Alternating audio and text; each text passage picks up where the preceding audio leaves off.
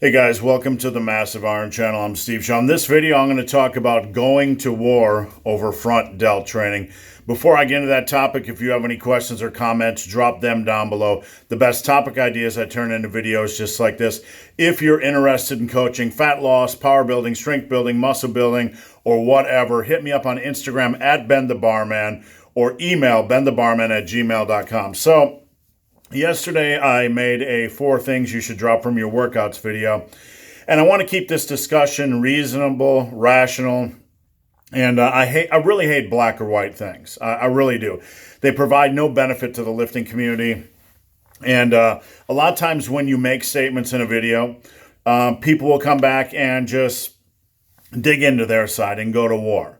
And in this case, I want to talk about front delt training because I've been a staunch advocate of not doing it. And I'm going to get into it a little bit, and you guys can decide on your own what you feel is best, because really that's the essence of this channel. I'm going to give you my information, my experience from 35 years of lifting, and you guys can process what you feel is the best thing. I'm not trying to persuade anybody, indoctrinate anybody. All I'm trying to do is help. So let me start with this.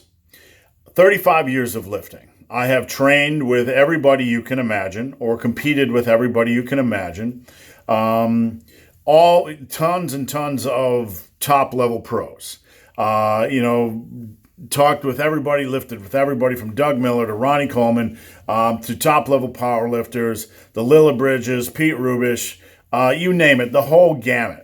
Everybody's been in my office, from the Hodge twins to Jerry Ward, to Alan Roberts, everybody, okay? Just nearly everybody you've seen, Big J, everybody you've seen, Mike Rashid, everybody you've seen has been in my office, or I've trained with them, etc. Now, one thing I have noticed, and one thing that has always come up, 2 consistent themes with experienced lifters. Number 1, shoulder issues are a consistent problem. Shoulder issues are a consistent issue. Not everybody has them. I would be ridiculous to say everybody has them. But in the over 45 crowd, there is a high degree of prominence of shoulder issues. Okay? You also see, when I'm training with these guys, that there is a strong overdevelopment of the front delts. All the years of horizontal pressing and vertical pressing have created a really strong, big front delt.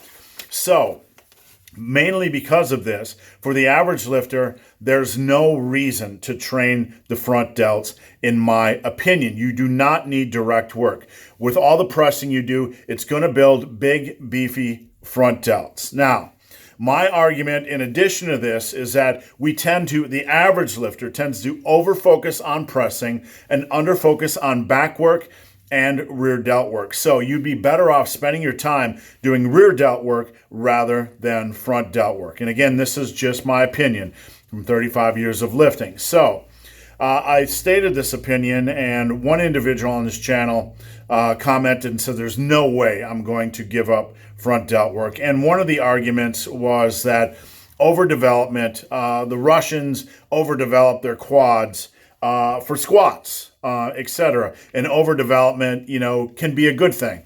Well, one of the problems with age, and I want you guys to process this and consider this yourself and form your own opinion. One of the problems with youth is that they don't have the experience of age. Just because you have an overdeveloped muscle right now at a younger age doesn't mean that it's not going to lead to issues when you're older. My base, the folks that follow me, are interested not just in becoming big and strong, but they're interested in remaining big and strong. I'm going to be 53 this year, and I'm fighting to remain big and strong throughout the course of my life. That is the goal. If you want to seek overdevelopment of a muscle, right, then you should probably seek overdevelopment of the opposite muscle.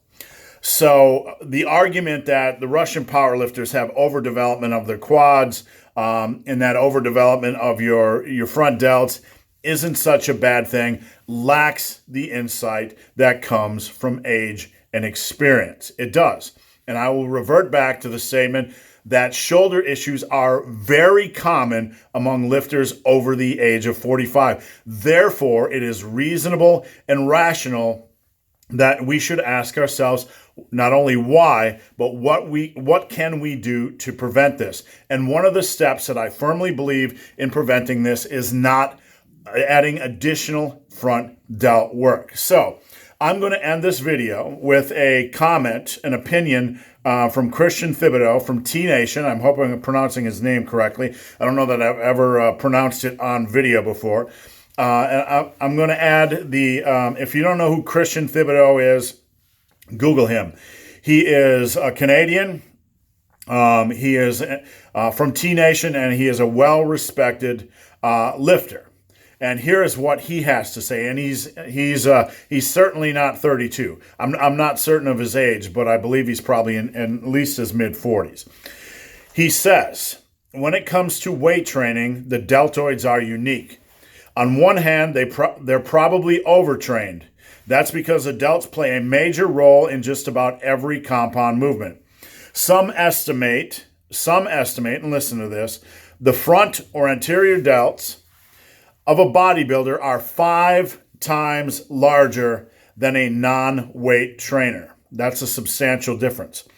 Not only do most bodybuilders train the front delts directly, but they also do things like incline bench presses and dips, which also hit the anteriors.